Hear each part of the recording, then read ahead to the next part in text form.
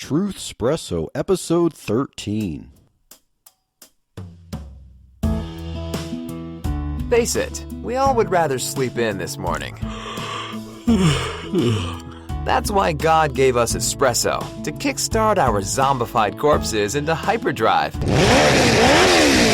And now, giving your mind and soul the morning shot of truth it craves. This is Truthspresso with Daniel Minnick.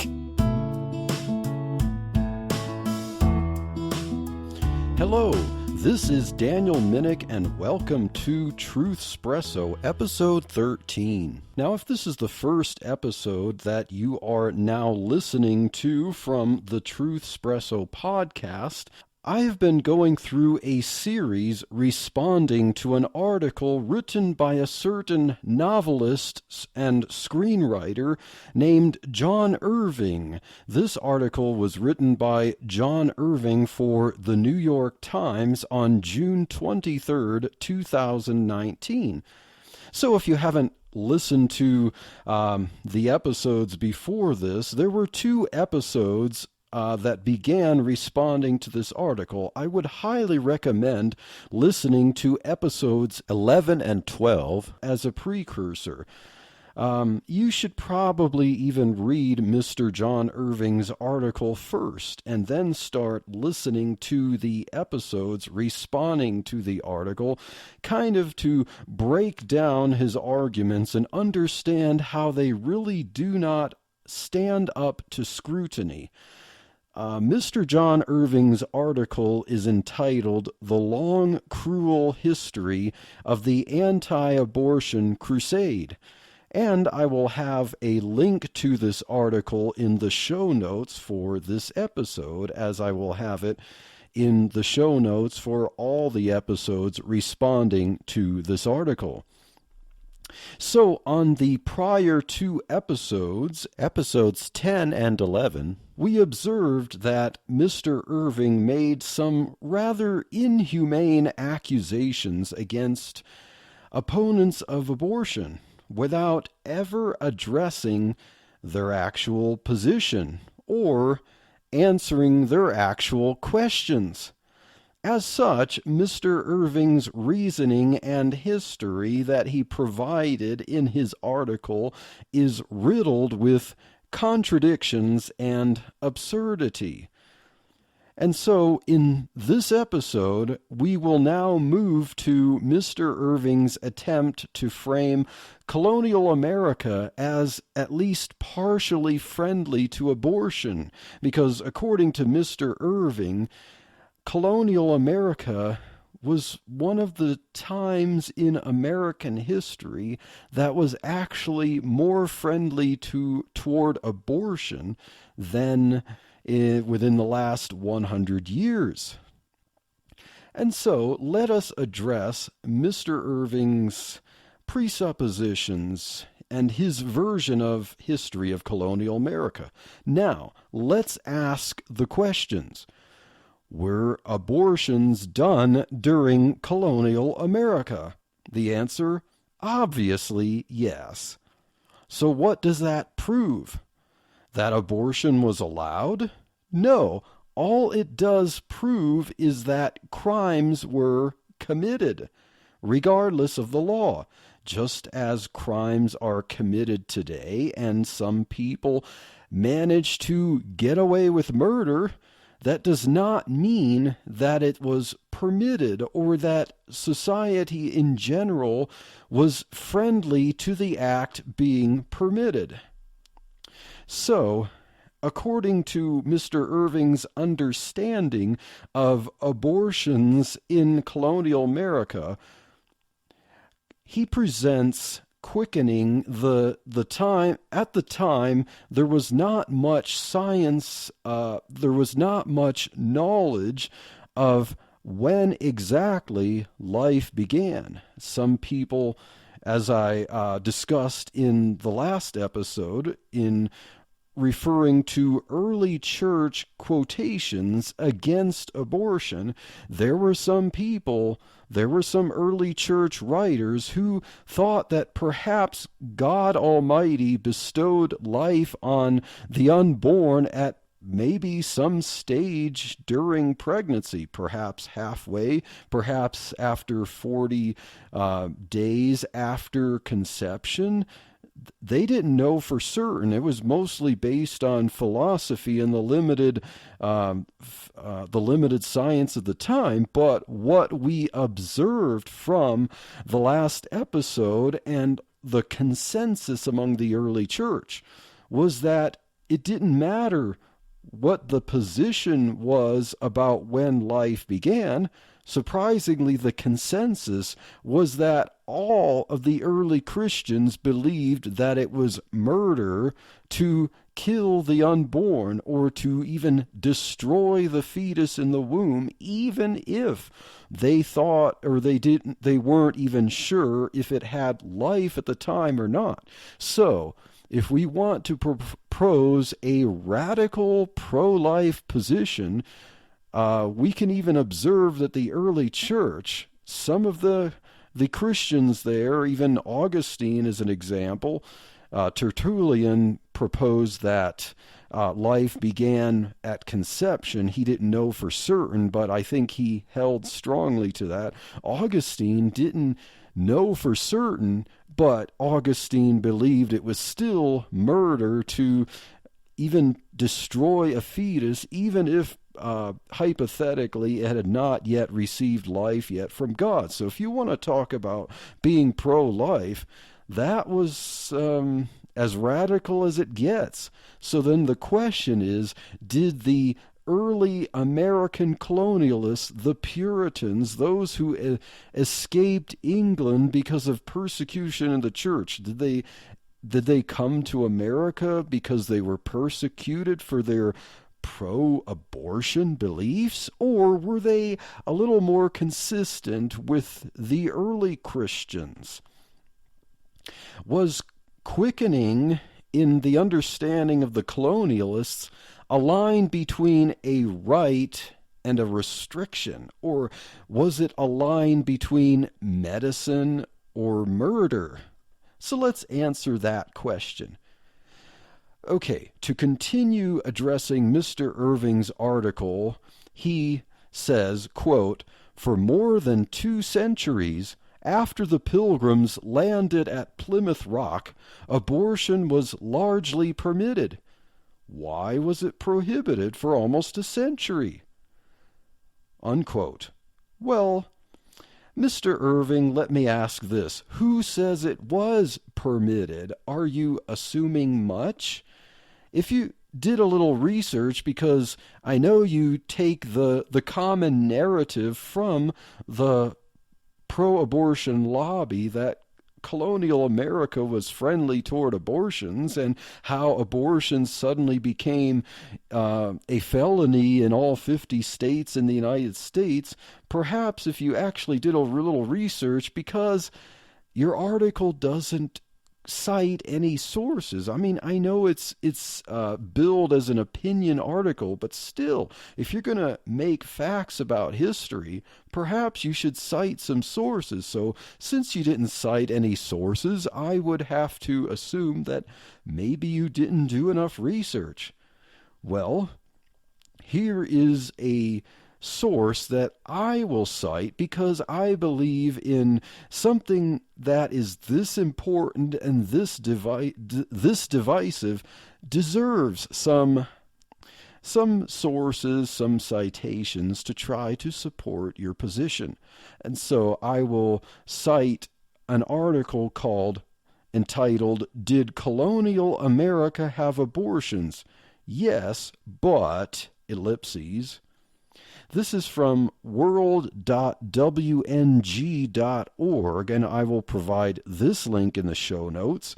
This article quotes a large excerpt from a book by Marvin Olasky titled Abortion Rights. Now, rights is R-I-T-E-S, not R-I-G-H-T-S. So Abortion Rights, subtitled A Social History of Abortion in America. And this book tries to be as balanced and as factual as it can be, but it obviously shows facts that are contrary to the typical pro-abortion narrative about this period of colonial American history. So, from this article and from researching the facts cited in this article, I will present 3 documented cases from abortion history in the American colonies that actually demonstrates that Mr. Irving's conception of abortion before quickening being permitted is very fallacious. So, first case in point, this is from 1652.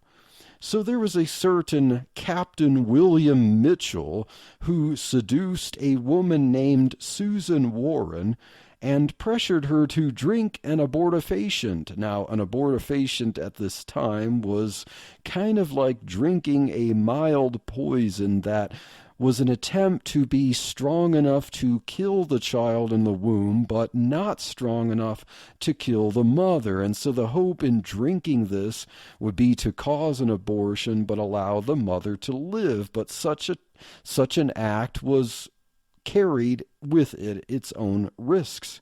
So Captain William Mitchell seduced Susan Warren to drink this abortifacient. In the charges against Captain William Mitchell in 1652, the third charge listed was, quote, that he hath murderously endeavored to destroy or murder the child by him begotten in the womb of said Susan Warren, unquote. So, in this case, although the evidence was not strong enough to convict him of being guilty of the abortion murder itself, it was clear in the record that he was accountable for what's in further on in the court document, quote, murderous intent, unquote. So, what do we learn from this? Drinking an abortifacient was an act of murder. And I will provide a link to a PDF or a book that contains the actual court document from books.google.com in the show notes. So, the second court case is from a few years later, 1656. There is another documented court case where a certain Francis Brooke physically abused his servant mistress. He caused an abortion that was clearly before quickening because, according to the testimony of a midwife in the case, the child that came out had reached only 3 months gestation. Yet, according to the court record, quote, Brooke was brought before this court on suspicion of murder, unquote. So, during the proceedings, Brooke eventually convinced his mistress to marry him. And, there's nothing in the records that would help us to know if this marriage was coerced or consensual. We don't know if there was actual love involved, or if this was a rather torturous time for the mistress here. However, because they got married in the process and during the proceedings, the mistress's testimony against Brooke would appear to have been invalidated. The fact that Brooke managed to get away with murder via a legal loophole of marrying his accuser, it doesn't mean that abortion, even prior to quickening, was not considered murder and punishable as a felony, as a crime. If there were other forensic evidence that Mr. Brooke actually was responsible for what happened, he could have certainly faced a severe punishment. And I will include a link to this comes from the article from world.wng.org, so that link's already in the show notes. Third and final case that I will address a few years after this one. In 1663, there was a Jewish man by the name of John Lombroso, and it's spelled differently in some cases, but John Lombroso raped his maidservant Elizabeth Wiles. According to testimony in the court record, quote, the physic, or, the physic means the abortifacient poison, the physic that the doctor did give her did kill the child in the womb, unquote.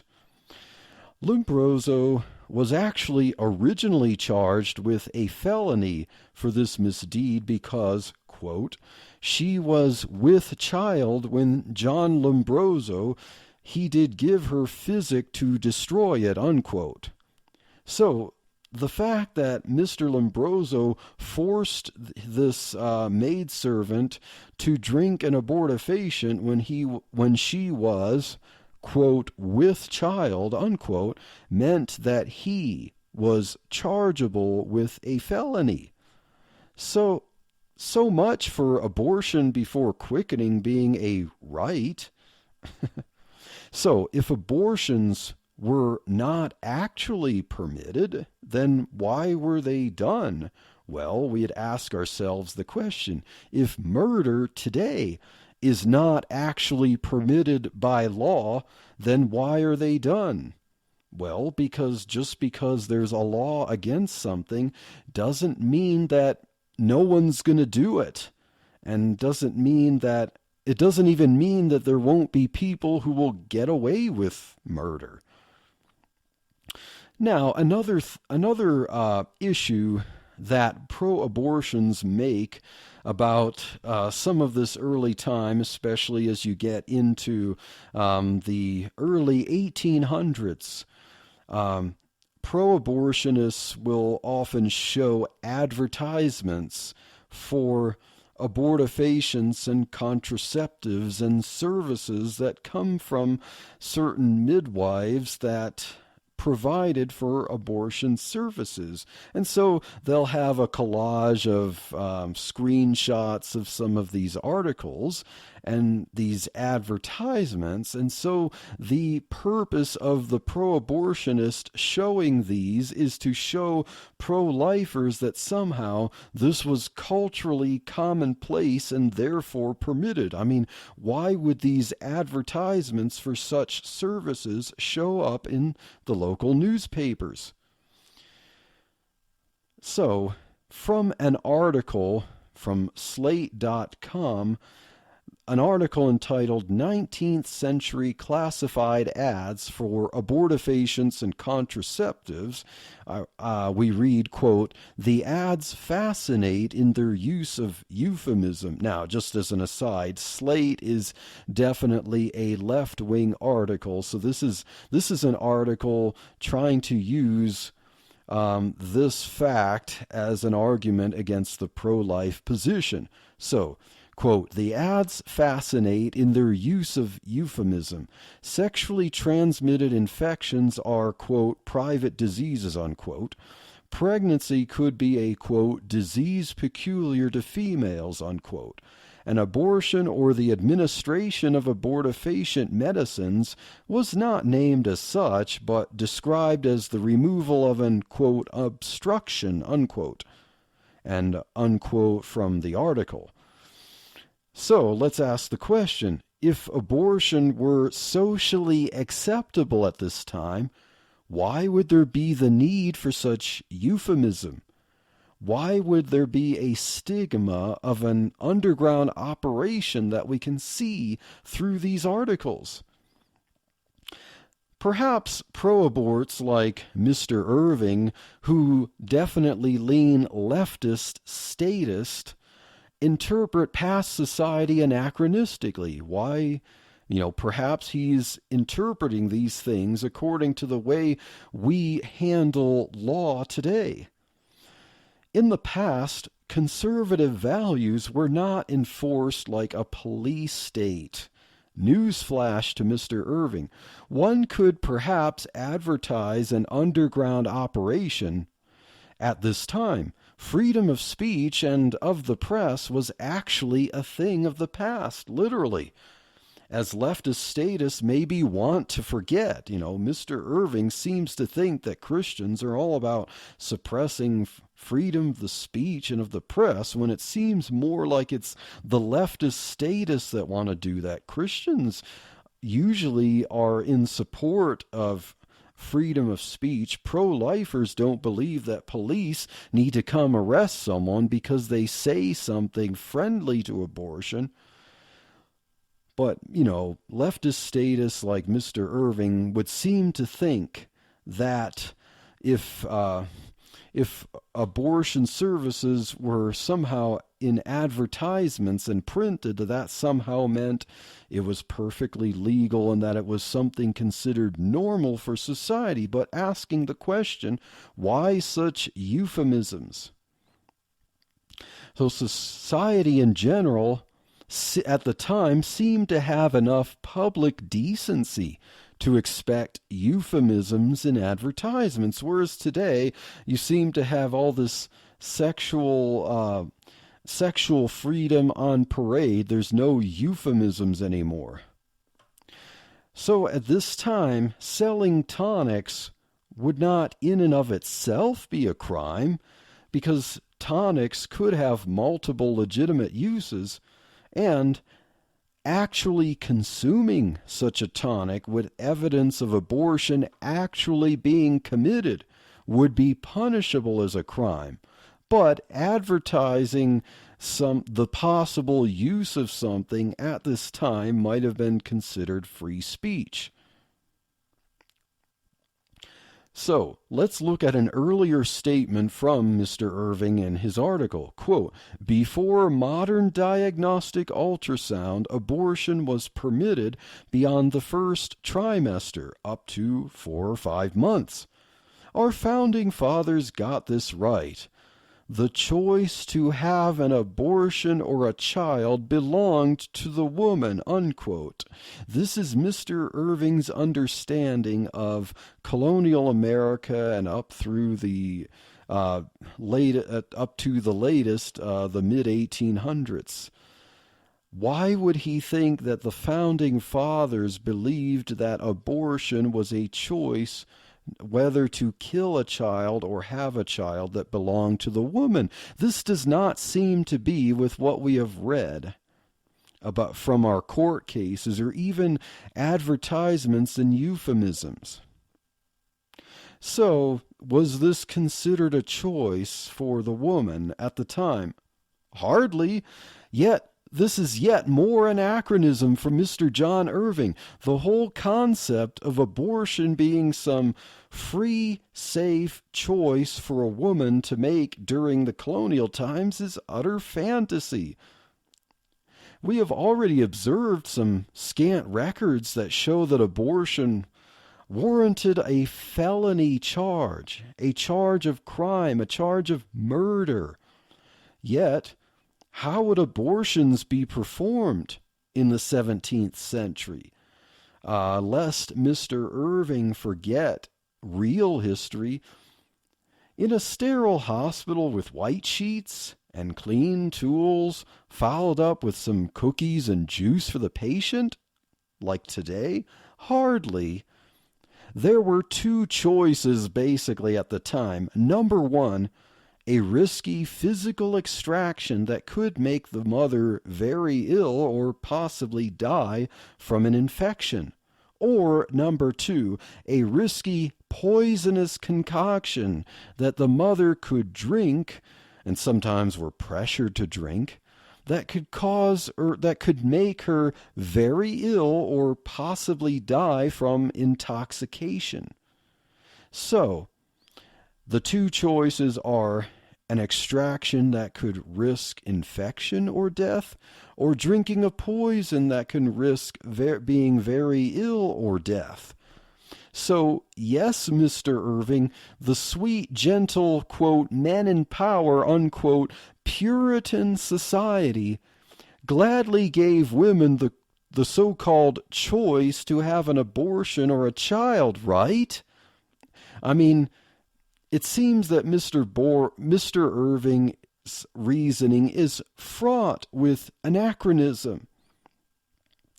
So, according to Mr. Olasky in the article from where I got the 3 court cases, this is that article quoted Mr. Olasky's book.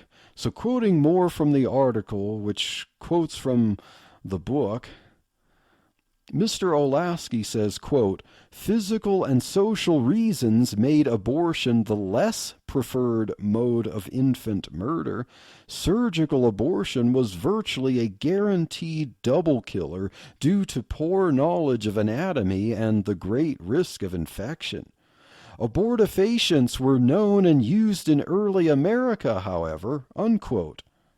So does Mr. Irving champion poison as a right for women to plan their parenthood and claim their sexual freedom? I seriously doubt it. Yet poison was the preferred, so-called, preferred or lesser of evils method for abortions at this time. This was far from an exercise of rights. This was far from the choice to have an abortion or a child. This was an act of desperation and was a heavy risk of health or life to the mother. Continuing on with Mr. Olasky's article, quote, from the article quoting from Olasky's book, quote, "The emphasis was on desperation and on powerless women being forced or tricked into ingesting these substances by the men who had seduced or raped them." As I mentioned, the court case, the 3 court cases, because there are not really enough court records to really show what happened in colonial America, so Mr. Irving seems to be free to resort to his fantasies of history.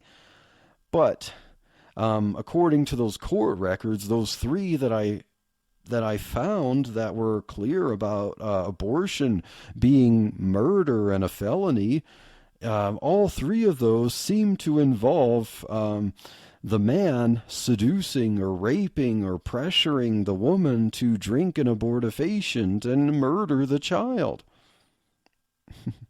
Okay, so continuing on, quote, "Since ingesting Savin or other abortifacients was like playing Russian roulette with 3 bullets in the chambers, it is unlikely that colonial women would use the substances voluntarily unless they felt they had no other choice," unquote. So much for so-called women's rights, Mr. Irving. Now, if Mr. Irving doesn't like the source that I am quoting, I invite Mr. Irving to back up his assertions with an actual citation. So, to read modern abortion procedures into both the society and the practices of colonial America is certainly anachronistic and utterly unrealistic. Now, continuing on with Mr. Irving's article in the New York Times, quote, "Beginning in the 1840s, doctors sought to gain control of the reproduction business. Doctors were establishing their new profession. Midwives and homeopaths were their competition," unquote. So, Mr. Irving is partially correct that the medical profession was becoming standardized in the 1800s, and that the vulgar midwifery would have begun to be considered medically unorthodox at this time. Yes, those who were not formally trained in medical education would be looked at as unqualified to handle care that was beginning to be seen as part of a standardized medical profession. Sound familiar? But today, there are similarities and differences, to this time. There is a more highly educated midwifery profession today, but there also exists, admittedly, a lower form that does not enforce college degrees and certain licensure. As I mentioned in episode 10, there are crisis pregnancy centers that seem to be considered as part of the medical underground. They are staffed both by qualified professionals and by some unlicensed volunteers who are trained to do counseling and lesser medical functions. So, what's the comparison to the time that Mr. Irving is addressing? Mr. Irving is claiming that the doctors were evil during the 1840s and beyond because they wanted to control the medical profession. They were coming up with standards of medical profession, and the competition were the supposedly abortion-friendly regularity of the midwives and the homeopaths at the time. So, if there's this similarity, so what is the similarity to that today? Like the midwifery of this time, this underground system of today provides some level of medical care, with a lot of it free and voluntary, including free, as to quote Mr. Irving again, modern diagnostic ultrasound.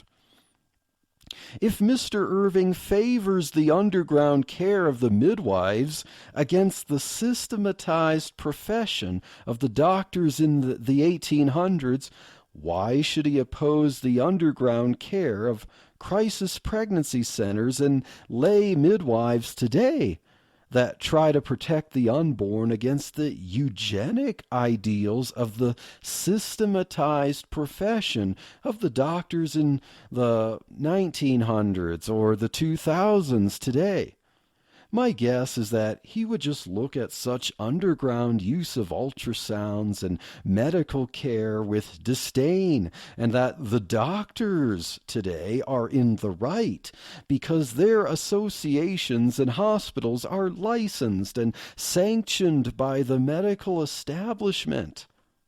So why does Mr. Irving even make this point when the issue that he is trying to propose is not about midwives versus doctors?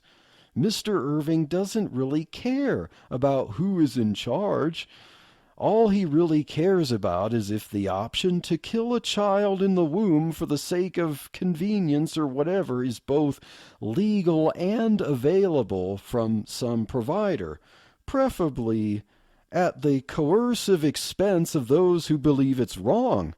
You know, taxpayer-funded abortions and taxpayer-funded health care. But, of course, Mr. Irving has yet to address, he has yet to answer the actual question of the debate. What is the unborn? So, as we conclude, in the next episode, we will address the history of when abortion became notably a felony from conception. Was it a hostile takeover by evil doctors wanting to control women's so-called reproductive rights, as Mr. Irving suggests?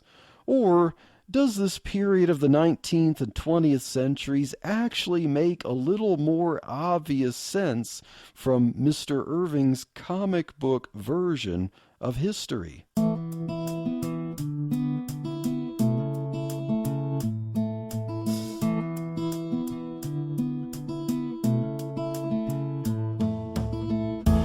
Thank you for waking up with Truthspresso. Good morning, and God bless your day.